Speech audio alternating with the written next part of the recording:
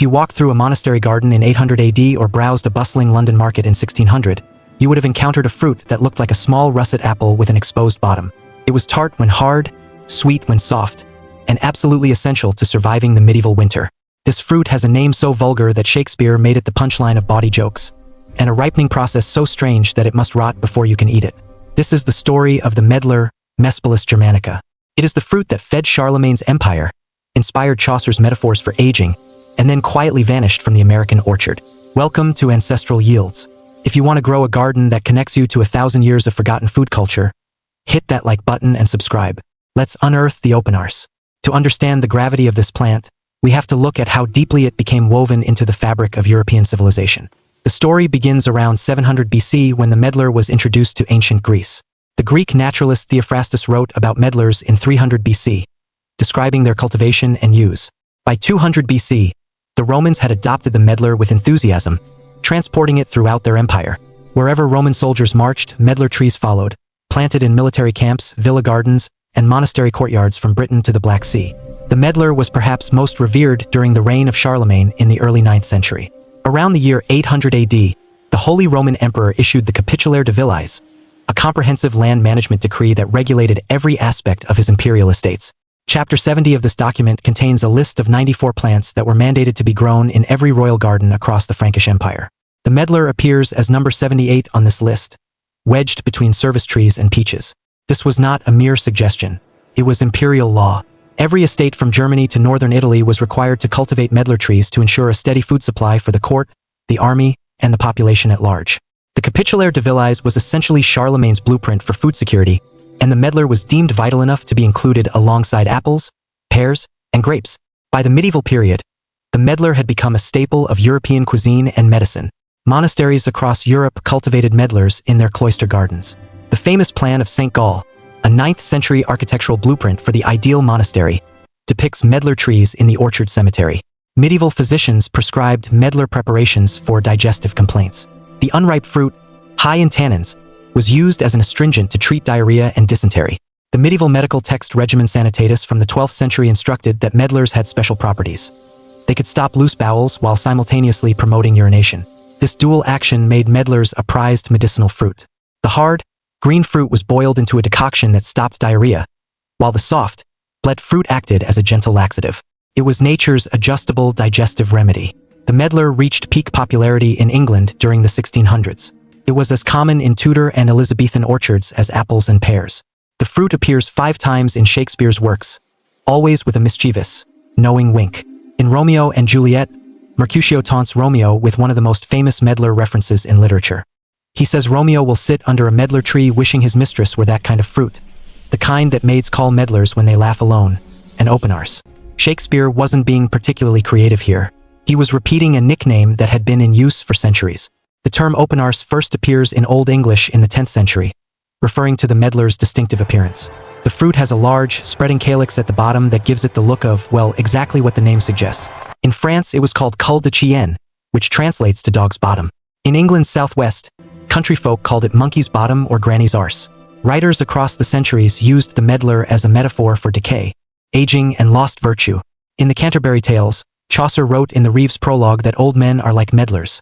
Until we are rotten, we cannot be ripe. The medlar became a symbol of the paradox of maturity, the idea that some things must decay to reach their full potential. Thomas Decker's 1604 play The Honest Whore contains the harsh line that women are like medlars, no sooner ripe but rotten. The medlar was both beloved as food and used as a literary device to talk about mortality, sexuality, and the passage of time. So how does a fruit this embedded in European culture, mandated by emperors and celebrated by playwrights, completely disappear from the modern table? The decline of the medlar is a textbook example of how industrial food systems optimize for convenience rather than nutrition or flavor. In the medieval and early modern world, the medlar filled a critical ecological niche. It was one of the only sweet fruits available in winter. Before the sugar trade made sweetness cheap and before modern cold storage made tropical fruits available year-round, people depended on fruits that could be stored through the cold months. Medlars, along with quinces, apples, and pears, were stored fruits that provided vitamins and natural sweetness during the lean season from November through March. The medlar has an eating window that demands patience and a tolerance for ugliness. When you pick a medlar in late autumn, it is rock hard, shockingly astringent, and completely inedible. If you bite into a fresh-picked medlar, your mouth will pucker violently. The high tannin content makes your tongue feel dry and coated, similar to biting into an unripe persimmon or a piece of oak bark. The fruit must undergo a process called bletting. This is not rotting in the bacterial sense, but rather a controlled enzymatic breakdown. The fruit is stored stem-side down in a cool, dark place for anywhere from a few days to several weeks. During this time, the cell walls break down, the starches convert to sugars, and the tannins dissipate. The skin turns from russet brown to a deeper, wrinkled brown. The flesh becomes soft, almost custard-like. At this point, the medlar is ready to eat. When properly blet, the medlar tastes like spiced apple butter mixed with dates, with hints of cinnamon, wine, and caramelized sugar. It is a complex, rich flavor that has been compared to everything from baked apples to dried figs. Food historian George Saintsbury, writing in the early 20th century, claimed that the medlar was the one fruit that paired perfectly with every wine, from hock to sherry and from claret to port.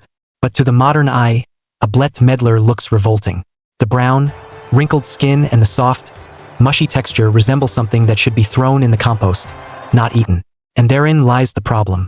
As the 20th century progressed, consumer taste shifted dramatically toward convenience and visual appeal.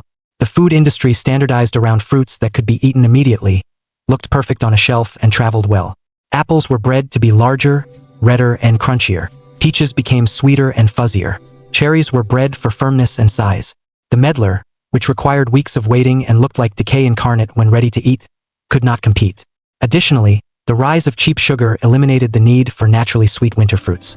Why wait weeks for a medlar to blet when you could buy a bag of sugar and sweeten anything you wanted? The medlar also suffered from a lack of mechanical processing capability. By the mid-20th century, food companies wanted fruits that could be processed quickly and efficiently. Medlars are small, and their flesh clings to 5 large seeds inside. There is no efficient machine to pit a medlar or to process it into a commercial product without first cooking and straining it. Unlike cherries, which have loose pits that machines can pop out, or apples, which can be sliced mechanically, medlars require hand processing. This made them economically unviable in an industrial food system. The final nail in the coffin came from the psychological barrier of bletting. In an age obsessed with food safety and freshness, asking consumers to let fruit rot on purpose was a marketing impossibility. The medlar became associated with poverty, backwardness, and bad taste. By the mid-20th century, the medlar had been relegated to botanical gardens and the occasional heritage orchard. It survived in parts of Central Asia and Iran, where traditional foodways continued, but in the United States and most of Europe, it effectively disappeared. To understand what we are missing, we have to examine the nutritional profile of this forgotten fruit. The medlar is not a cherry, despite some confusion. True cherries belong to the genus Prunus and are stone fruits. The medlar is a member of the Rosaceae family, the rose family, which includes apples, pears, quinces, and hawthorns. The medlar is botanically a pome, the same fruit type as an apple, but with a completely different structure and composition. The medlar is exceptionally high in pectin, a soluble fiber that forms a gel when cooked. This is why medlar jelly was so prized in medieval and Victorian kitchens. The pectin content makes medlar an excellent fruit for preserves, and pectin itself has significant health benefits. According to research published in nutritional journals, pectin helps reduce cholesterol levels by binding to bile acids in the digestive tract and promoting their excretion. This forces the liver to use cholesterol to produce more bile acids, lowering blood cholesterol. Pectin also slows the absorption of sugars, making it beneficial for blood sugar regulation.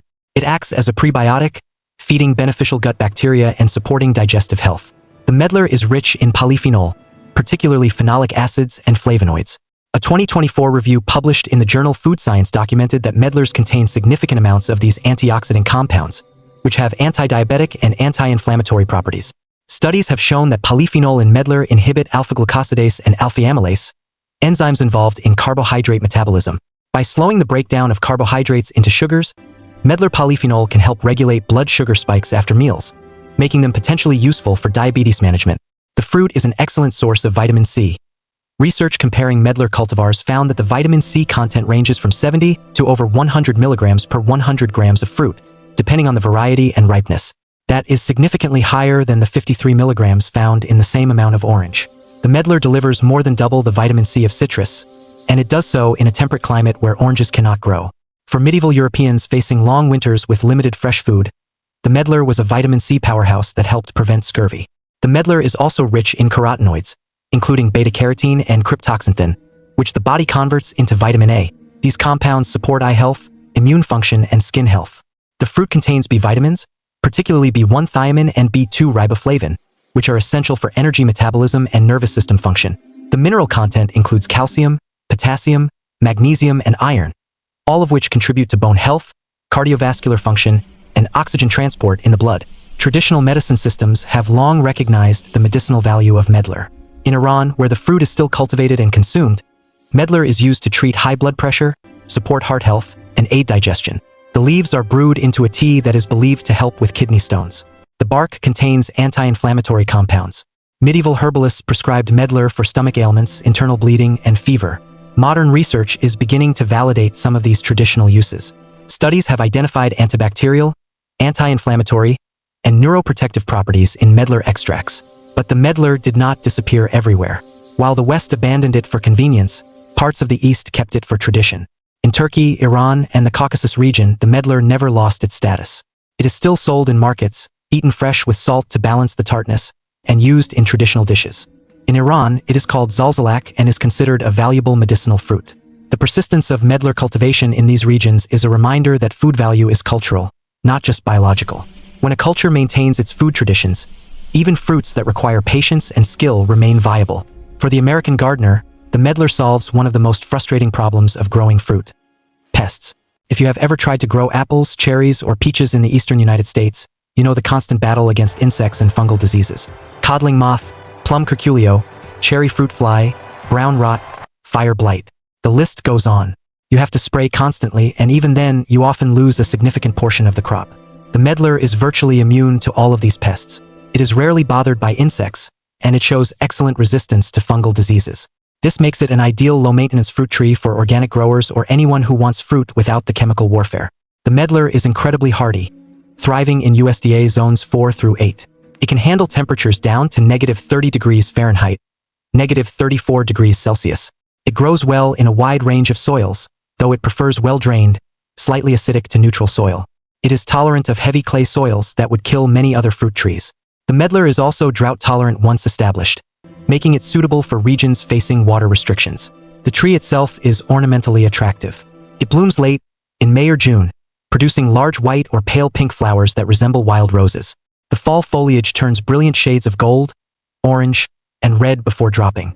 The medlar is a small tree, reaching 15 to 20 feet at maturity, making it perfect for urban yards or small gardens. Before you rush out to forage, a word of caution for American gardeners is necessary. The medlar, Mespelis germanica, is a safe, edible fruit. However, it belongs to the rose family, which includes some plants with toxic fruits. In the United States, there are native hawthorn species that produce small red fruits. While some hawthorn fruits are edible and have been used in traditional medicine, proper identification is essential. The medlar can be distinguished from hawthorn by its larger size, its single terminal fruit rather than clusters, and its distinctive open calyx. The medlar fruit is shaped like a small apple with a flattened, open bottom, typically 2 to 3 centimeters in diameter. Hawthorn fruits are much smaller, usually less than 1 centimeter, and grow in dense clusters. As always, never consume a wild plant unless you have 100% positive identification. For those wanting to plant medlar trees, patience is required, but the reward is generational. If you grow the tree from seed, you are committing to a long wait. Medlar seeds require a complex stratification process, and the tree can take 6 to 10 years to produce its first fruit. However, if you purchase a grafted cultivar from a reputable nursery, you can significantly reduce that wait time. Grafted medlar trees often begin producing fruit in the 3rd or 4th year after planting. Once established, the medlar is a long-lived tree. Unlike short-lived stone fruits like peaches and plums, which often decline after 15 to 20 years, the medlar can remain productive for 50 to 60 years or more. This is a tree that you plant for your children and grandchildren. It is a slow-growing tree that hardens its wood year by year, becoming more resilient with age. Excellent cultivars for the United States include Nottingham, known for its small, intensely flavored fruit and upright growth habit. This variety is often considered the best tasting. Dutch is a spreading variety with larger fruit that is slightly less acidic. Royal is another popular cultivar with good fruit size and flavor. These varieties can be ordered from specialty nurseries such as Raintree Nursery, One Green World, and some branches of Stark Brothers. Plant your medlar in full sun to partial shade. Full sun will give you the best fruit production, but the tree tolerates light shade better than most fruit trees. Dig a hole twice as wide as the root ball and just as deep. If you are planting a grafted tree, ensure the graft union stays 2 inches above the soil surface. Stake the young tree for the first few years to prevent wind damage at the graft union. Mulch around the base with wood chips or straw to retain moisture and suppress weeds. Water regularly for the first 2 years to establish a strong root system, then reduce watering as the tree becomes self-sufficient. The medlar is self-fertile, meaning you only need one tree to produce fruit. The flowers are hermaphroditic, containing both male and female reproductive organs, and pollination occurs naturally via bees. However, planting 2 trees can increase fruit set and yield. Harvest your medlars in late October or early November, after the leaves have fallen. Traditionally, gardeners waited until after the first hard frost, believing that frost helped initiate the bletting process. Modern research suggests that frost is not strictly necessary, but it does no harm. The fruit should be firm and have turned from green to russet brown. If you wait too long and the fruit blettens the tree, fungal infection can occur, ruining the entire crop. It is better to harvest the fruit slightly underripe and blet it indoors under controlled conditions. To blet medlars, place them stem side down on a tray lined with newspaper or straw in a cool, dark place like a basement or unheated garage. Check them every few days. They will gradually soften and darken. Depending on the variety and temperature, bletting can take anywhere from 1 week to 4 weeks. The fruit is ready when the skin is deeply wrinkled and the flesh yields easily to gentle pressure. At this point, you can eat the fruit raw by cutting it in half and scooping out the custard-like pulp, avoiding the 5 large seeds. Alternatively, cook the fruit to make medlar jelly, medlar cheese, a thick fruit paste, or medlar butter. Medlar jelly is the most traditional preparation. The high pectin content means the jelly sets beautifully with minimal added sugar. To make medlar jelly, cook whole blet medlars with just enough water to cover them. Simmer until the fruit is completely soft. Then strain the mixture through a jelly bag or cheesecloth. Measure the liquid and add an equal weight of sugar. Boil until the mixture reaches the gel point, about 220 degrees Fahrenheit, then pour into sterilized jars. The resulting jelly has a complex, spiced flavor that pairs beautifully with roasted meats, cheese, and bread. Medlar cheese is a firmer preserve similar to quince paste. Cook blet medlars with sugar until very thick, then pour into molds and allow to set. This was a Victorian delicacy, often served sliced with cheese and crackers. The flavor is intense, sweet, and slightly tangy, with notes of dried fruit and spice. Growing the medlar is a commitment to the long game. It is a tree that grows slowly, hardening its wood year by year, preparing to outlive the gardener who planted it. It offers a harvest that demands you enter the kitchen and cook, connecting you to the same rituals performed by Charlemagne's stewards, Chaucer's pilgrims, and Shakespeare's groundlings. It is the fruit that fed medieval monks, inspired bawdy jokes, and quietly held the line against winter starvation. It is the forgotten treasure of the winter garden, and it is waiting for you to plant it. If you enjoyed this deep dive into the botany of history, hit that like button. Subscribe to Ancestral Yields for more stories of the plants that built civilization. We will see you in the garden.